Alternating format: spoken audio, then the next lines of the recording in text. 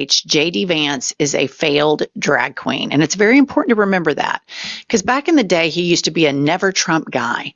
And then he went off to Peter Thiel's gay camp and came back as a yassified Nazi.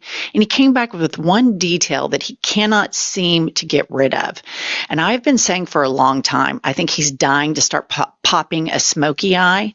Well, yesterday, JD Vance had so much eyeliner on. And I want to remind everybody, this is the vice president of the United States from the alpha male MAGA party. Put up the clip.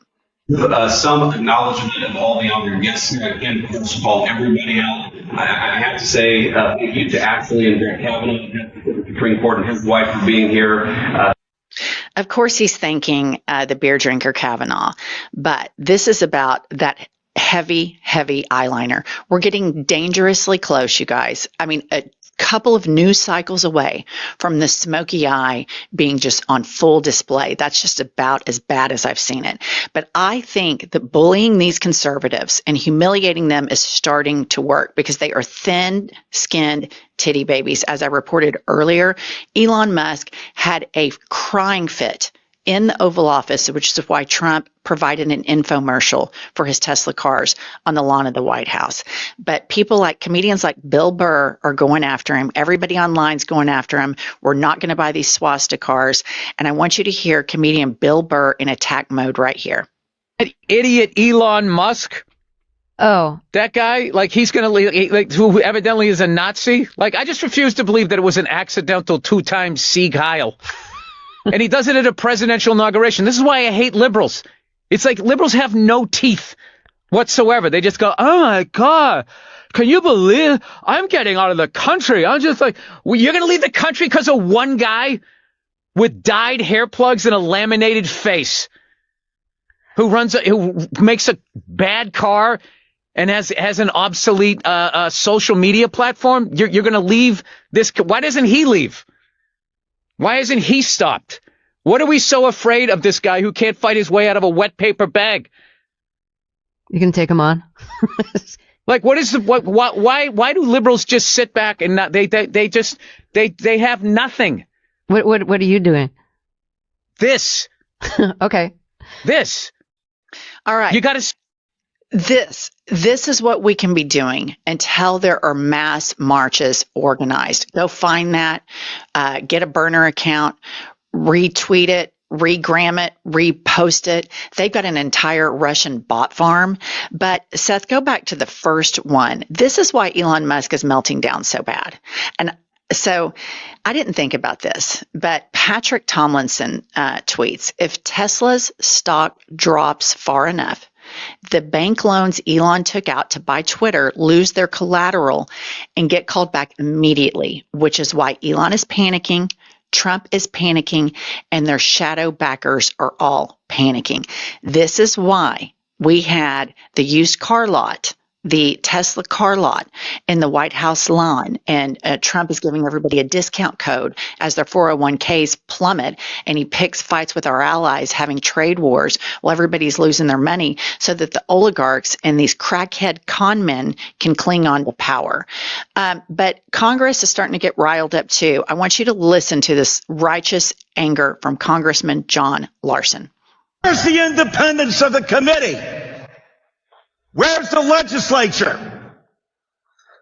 We're an equal branch of government. And you start off with a blather, and yet look at the empty seats here. Where's Elon Musk? Okay. I'm sure he's a genius.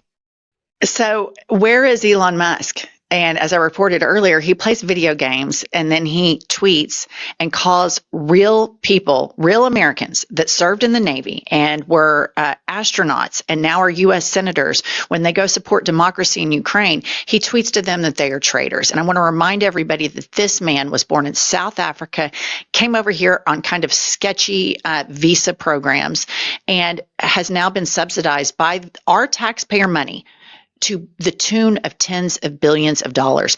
And he has the audacity to not show up at Congress. And then Trump has the audacity to say to every single one of us, we need to cherish him. He's a patriot. Are you serious? Let's take a look at more blatant billionaire corruption. Seth? Okay. Elon Musk has told the White House he plans to give $100 million to President Trump's political operation per Axios. And Evan Loves Wharf retweets that and put Elon immediately paid off Trump for doing a Tesla commercial. This might be the most obvious quid pro quo in history. This is the era in America for white collar crimes. It is rampant. It is insane. And all of these supporters of Trump's are sitting there freebasing Fox News, going to his online flea market, buying all this crap, these riffraffs, knickknacks that they cannot afford, while these billionaires are so blatantly incompetent, blatantly anti-democratic, and blatantly corrupt. Next up, I want to segue over to the way legacy media holds MAGA to one standard, which is no standard. MAGA can do anything they want with impunity when it comes to legacy media.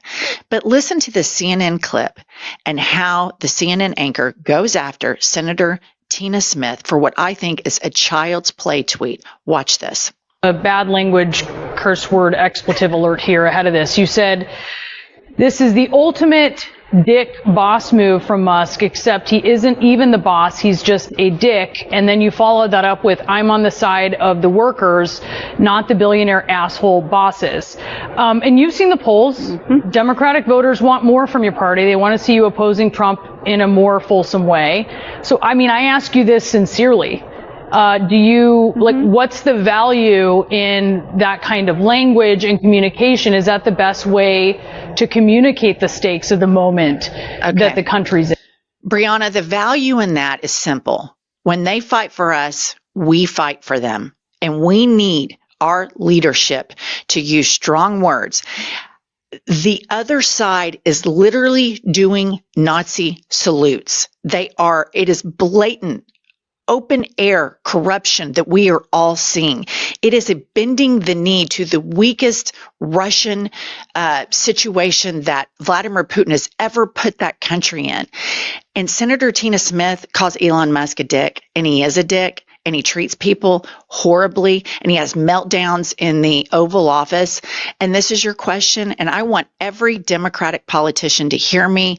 Do more of this. When you fight for us, we will fight for you. If you're going to go do podcasts with Steve Bannon, we're not going to fight for you, Gavin Newsom. Tina Smith, we'll all get behind you for doing this. We need to bully these fuckers. They're coming after our country. They want to take people's Social Security, Medicare. They're starting trade wars with Europe, Canada, Mexico, and we're voting with North Korea, Iran, China. Are you serious? And that's the question you ask her. The question should be more, how much did your constituents value that you stood up to Elon Musk and fought for them? I'm so sick of the double standard. I am so sick of how MAGA does all of this shit with impunity, and shame on legacy media. I mean, I can't even take it. You have a man at the top of the ticket that said on tape, I want to grab him by the pussy and I can do it because I'm famous. And then we can just go down the list. He even said he was falling in love with Kim Jong-un. He basically, gives Vladimir Putin a hand job every chance he can get on camera. And you're going after Tina Smith like that? Give me a break. Senator Smith, you fight for us. We will fight for you. Keep at it. Keep tweeting, keep posting like that. I'm telling you, you are hitting America where we want to be hit. We want to know that you're fighting for us because we know that Elon Musk, Donald Trump, and Vladimir Putin are not fighting for us. It is as clear as the nose on our faces. Next up, the FBI is criminalizing Habitat for Humanity. Dan Winslow tweets, the FBI is moving to criminalize groups like Habitat for Humanity for receiving grants from the Environmental Protection Agency under the Biden administration. Citibank revealed in court filing Wednesday that it was told to freeze the group's bank accounts at the FBI's request. And I just want to remind everybody, these are the Christian nationalists. These are the what would Jesus do people. And they're going after Habitat for Humanity so that Elon Musk can become a trillionaire. Think about how emasculating all of that is. It's breathtaking, the corruption. And then I want to leave you all with something from the archives. And here is MAGA's Alina Habba, and nobody lacks self-awareness as much as MAGA does, which is why senators like Tina Smith, Bernie Sanders, comedians like Bill Burr, platforms like ours, we need to keep pushing, because they're so easy to make fun of. These people are pathetic. They are completely corrupt and breathtakingly anti-intellectual and breathtakingly anti-democratic, and they worship one of the most disgusting human beings on the planet, Donald Trump. Watch this clip from the 2024 campaign. President Trump also has another love: music. A few years ago, he wanted me to hear a new song he had selected for an upcoming rally. I could hear it blaring in the background at Mar-a-Lago.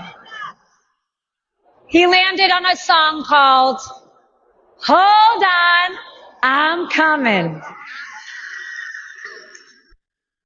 Okay, imagine any other Democratic politician and one of their sycophant, psycho crackhead lawyers saying something like that about Barack Obama.